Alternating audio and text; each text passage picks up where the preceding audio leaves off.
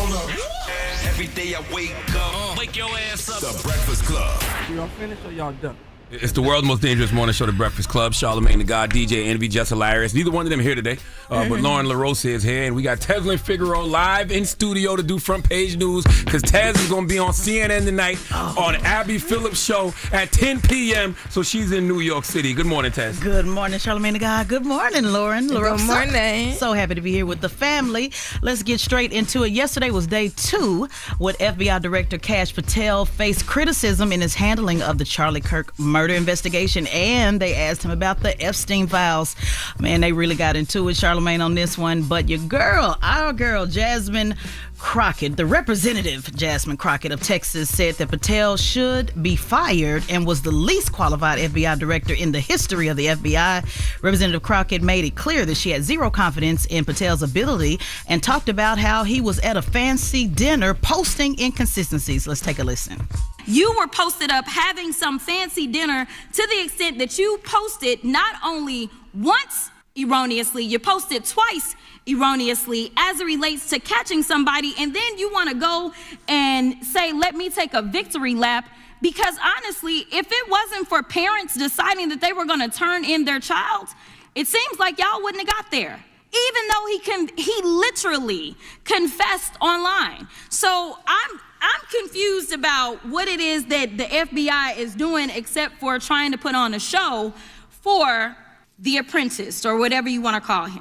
You know Jasmine going to apply pressure every time. She was applying pressure. Like, the whole thing went on about 6 minutes. So that was just a little bit of clip. So if you want to watch more, she went into it. But this part, I'm not going to hold you, y'all. This was kind of hilarious to me. Representative Eric Swalwell, he asked Patel about the Epstein files. Take a listen to this. Director, remembering your oath to tell the truth, did you ever tell Donald Trump his name is in the files? I have never spoken to President Trump about the Epstein files. Did you ever tell the Attorney General that Donald Trump's name is in the Epstein files? The Attorney General and I have had numerous discussions about the entirety of the Epstein files and the reviews conducted by our team. Did you tell the Attorney General that Donald Trump's name is in the Epstein files? And we have released where President Trump's name is in the Attorney's It's a simple question. file. Did you tell the Attorney General that the President's name is in the Epstein files? During many conversations that the Attorney General and I have had on the matter of Epstein, we have reviewed. The question is simple. Did you tell the Attorney General that Donald Trump's name is in the Epstein files? Yes or no? Why don't you try spelling it out? Yes or no, Director? Use the alphabet. Yes or no? No? A, B, C? Director, E, F? it sounds like you don't want to tell us. Why do I find that funny? It was funny. You know what, though? When they get on the FBI about the parents helping out to find the killer, why is that an issue? Isn't that what law enforcement wants? Don't they want the public to help them find somebody when they're looking for somebody? Sure, but the issue was, as she went on to say, you took a victory lap acting like y'all did it. You know, when they went online like, we got the guy, we got our guy. President Trump also went on Fox News saying we got our guy, and really you didn't get nobody. You know, the parents turned it in. So she was just bringing up the point that y'all wasn't doing your job. You was sitting up having dinner. You were saying you had them, then you didn't have them, and the inconsistency. So just basically pointing out, how they just didn't do a thorough investigation. She also went into, Charlamagne's great, you brought that up. She also went into, said, I don't trust you guys because you can't find him. And meanwhile, my colleagues are also getting death threats. And then she went on to talk about, we talked about this earlier last week about HBCUs getting a death threat. Shout out to my HBCU. We had to shut down that day, by the way, FAMU College of Law. So Jasmine Crockett, Representative Crockett, also asked about that one. Let's play that, Red. The day after all of this took place, there was domestic terrorism that was taking place at HBCUs. They were targeted. Yet I didn't hear anything from the FBI about what was going on. And again, black people kept saying, how did we end up in this? Because the numbers are so very clear that white supremacy is a problem.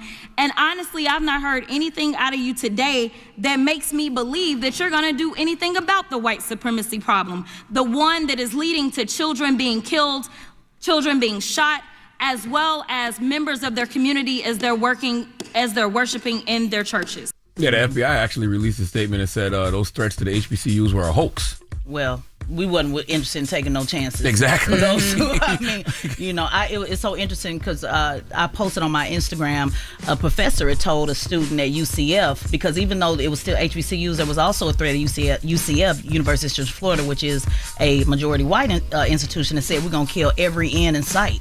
And one professor said, you should just, come to class anyway. Just defy, the rate. And they're like, no, we think we're going to just pause, and just kind of wait. So I don't know how you determine a hoax is a threat. Right? Because in a way, all threats are hoaxes until the person actually does something. Absolutely. Right? Especially on a school campus. Yep. Absolutely. So just before we wrap, just want to reiterate again, Charlamagne, she was really pushing the fact that the guy, the killer, talked about it online. He talked about it in the Discord. It was pretty. It was like, why did it take you 33 hours to find him? So that was the point she was making. Gotcha. So check that out.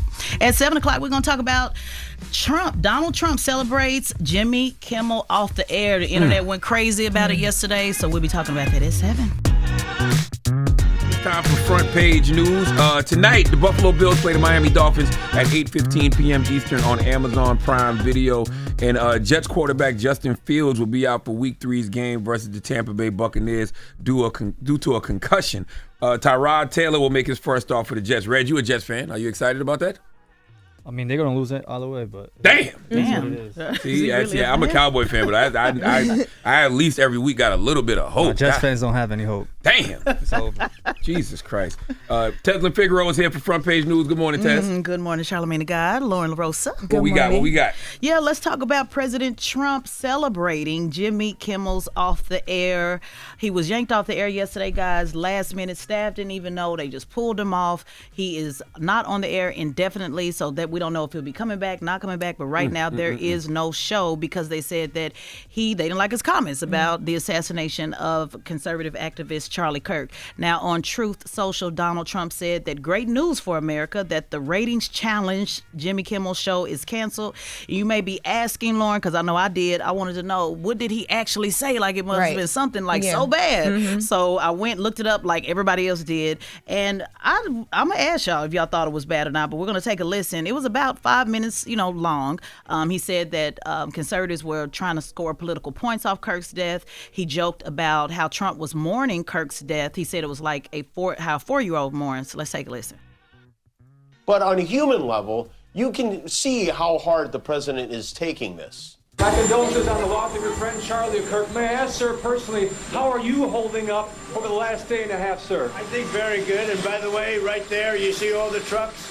They've just started construction of the new ballroom for the White House, which is something they've been trying to get, as you know, for about 150 years. And it's going to be a beauty. Yes. He's at the 4th stage of grief, construction. Demolition, construction. This is not how an adult grieves the murder of someone he called a friend. I mean, for an administration that doesn't like being labeled authoritarian, they damn sure do a lot of authoritarian things. Would you say this is get back?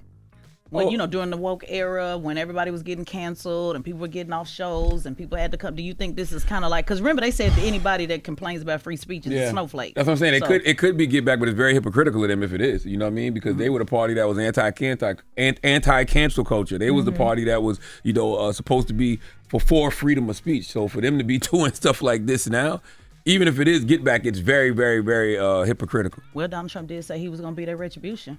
He definitely did. So it kind of aligns. It tracks. It's just interesting to see the FCC chair get on a podcast and just straight up say that, the FCC could move to revoke ABC affiliate licenses as a punishment for what Jimmy Kimmel said. You called it, though, a long time ago. You said that this was absolutely something that was going to happen. And as a result of the comments, this is what I really found just like, wow. They're going to do a 1-hour special for Charlie Kirk on Friday during Jimmy Kimmel's time slot. So not only they're taking off the air, they said we're going to use this hour, on Friday to highlight his work. And they said it's not enough that he's off the air. They also want him to apologize to the family. They told him you need to break bread. We want a meaningful personal donation. That means we want a real check. This is what the ABC is saying, or Sinclair is saying, that they want him to do before they even consider bringing Jimmy back on the air. Remember, we talked about on Monday, we talked about J.D. Vance saying that just for everyday regular folks, that people need to call people's job if they see them saying something out of pocket. We talked about that on Monday. So I did reach out to attorney Sue Ann Robinson with the Ben Crump Law Firm. I wanted to ask, what advice does she have just for everyday people? Because I think people think this is just a celebrity thing, and it's not when you have the Vice President of the United States telling you to fire people who are making comments. And she said that you need to consider if the juice is worth the squeeze. She said legally at will employment states can fire you for any reason. She said, so keeping it real can absolutely go wrong, and there's no laws to protect you. I thought that was important, Lauren, because a lot of people in the comments kept saying, oh, you can sue. Oh, you can sue. No. First Amendment with private companies does not exist. You have no rights, pretty much. They can decide to do whatever they want to do. So I thought that was important. You know what else is interesting? I know Charlie Kirk, God bless the dead. I know Charlie Kirk said that some gun deaths are worth it for us to have our Second Amendment rights. So I know a lot of Republicans are looking at him like, that's what he stood for. The reality of the situation is you got to look and say to yourself, is God trying to tell you something? Because Republicans are supposed to be, the party of God as well. If he said that, but then you're watching him have a conversation, and as soon as he starts talking about guns, he gets shot. At some point, don't you say to yourself, damn, maybe God wants us to have a conversation about gun violence? Guns, right. Which is what I find interesting, because in the congressional hearings, they're not addressing any of that. So I don't know if they're going to, is this going to be something that Democrats are going to actually use to talk about as the midterms are coming up? It's certainly a conversation starter. They've been focused on so many other things, but I'm wondering when that conversation is going to come up. But, normally when somebody gets shot, they talk about guns and they say you're politicizing and you're talking about guns at the wrong time. And I think because there's just so much about Charlie Kirk, period, that just infuriated people, I think people are afraid to have a conversation. But Charlie Kirk is a person that embraced debate, right? So if this man, got shot, I think it's a valid point to ask the question, is it worth it? Because Charlie Kirk said it's worth it to have some gun deaths, right? And by the way, he's I'm not going to say it's worth it, but he's right. There are going to be some gun deaths when you have, the Second Amendment rights. But is it worth it when it's somebody you love, or is it worth it when it's your own life? Right. Yeah, that's what we're all trying to prevent, right? We're trying to prevent as many deaths as possible, and it always hits home when it's, I want to say you, but of course you're gone, but it always hits home when it's your family or somebody you love. So have that debate. Is it really worth it?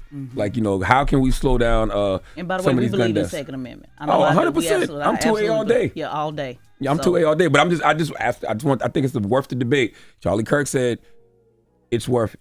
So I ask a valid question. Is it worth it when it's you or somebody that you love? And I just think that it's you're doing him a disservice by at least not having the conversation about gun violence. Because if I wrote that in a script, you wouldn't believe me. Right. If I wrote in a script, this man was giving a speech about gun violence, and then he got shot, y'all wouldn't believe me. In the middle of the sentence. Clearly, God is trying to tell us something, and I think people are missing the message. Well, on a positive note, because everything's been so dark, I do like to close out something positive. I want to send a shout out to HBCU North Carolina A&T for surpassing their own record. They are the largest HBCU. Shout out to the HBCUs in the building, but they have a little bit over 15,000 students, and so just want to show them some love that the folks are still, doing their thing and enrolling in the HBCUs. And shout out to my HBCU FAMU College of Law. Absolutely. And listen, man, you're not going to shout out your HBCU? I was going to say Delaware State University, but I was thinking about the last time I was at North Carolina A&T and how they almost made me switch up and say I love that. That was one of the best homecomings I've ever been to. I went with Envy. That's the hoes, right? G-Ho. G-Ho, there you go. G-Ho. The hoes. I forgot. I just thought they be saying the hoes. G-Ho, and we remembered it that way. Okay. But I went to that homecoming. I was like, this is an amazing place. Yeah. I love it here. Yeah. And they were talking about their numbers. I was just thinking about being there and how it was so late. It felt like home. You were single then, right? Why? Yeah. He's trying to figure out what is motivating you to. I feel attacked. Yeah. Like, I don't know. Where's the FCC? Why? FCC, somebody come in. Like, I don't know where this is going. Listen, all I know is tonight at 10 p.m. on CNN. And I watch Abby Phillips a lot, but I be going to bed early. But I am staying up tonight to watch Tezlyn Figaro on Abby Phillips Live. Do you know who you're going to be on there with, Jess? I still don't know who I'm being on with. I know I need a cowboy hat, though. Remember no. They don't know our inside joke, but I absolutely need to catch. Shout out to the homie that always wears cowboy. Yeah, Van be having a cowboy hat. What's the other dude? There's another guy be on there, the white guy. Not Van, your homie. The white dude. Who? Van is my homie. Yeah, Van is. I know Van. I'm talking. It's a white dude. Okay. It's a white dude be on there. That's my friend. I can't remember his name. The Hispanic guy. Taz be like, maybe I need to wear a cowboy hat to get on CNN. Yeah. Well, you didn't have to wear a cowboy hat, and you on CNN tonight, 10 p.m. Abby Phillips. I hope Scott is on there. Everybody want me to sit next to Scott. Yeah. Everybody's like, please let Scott be on. So tell Scott is that nerve-wracking though? That you don't know what you like? It's always like that actually. Oh, okay. So when we're doing a news of the day commentary, we never know who it is until maybe a couple hours before, and you don't know the topic. So news of the day commentary is literally being ready every day, constantly. You walk in. Yeah. Yes, absolutely. That's actually a very normal thing. Charlamagne knows that, though. Absolutely. I listen, I find Scott Jennings entertaining. So, and Abby does put together a great panel of voices, and I'm glad that she, tapped in and got you on the show. You're so proud. It's like a proud brother. You want to see me crash out, though. No, I don't want to see you crash out, but Abby is one of the few people who takes the time to put diverse voices on the panel, and she actually puts people on there who aren't afraid to tell the truth. Well, shout out to you. You've been advocating for that for a minute. I do want people to know. They say you're not a nice guy, but you really are. You've been advocating for that for a long time. They just won't put me on CNN, so this is a nice little... I'm not a nice guy. I'm a gay, bad guy. A gay... A sleaze bag, to be exact. Tesla Figueroa tonight. And broke. Yes, definitely broke. No house. Tesla Figueroa will be on CNN tonight, 10 p.m. Abby Phillips. Tell them where to follow you, Tess. Follow me on Instagram, Tesla Figueroa, guys. Make sure you always tap in. I appreciate being here. It's been a nice weekend. Thank you for letting me be here in person. Absolutely. It's the Breakfast Club. Hold up. Every day I wake up. Wake your ass up. The Breakfast Club. Y'all finished or y'all done?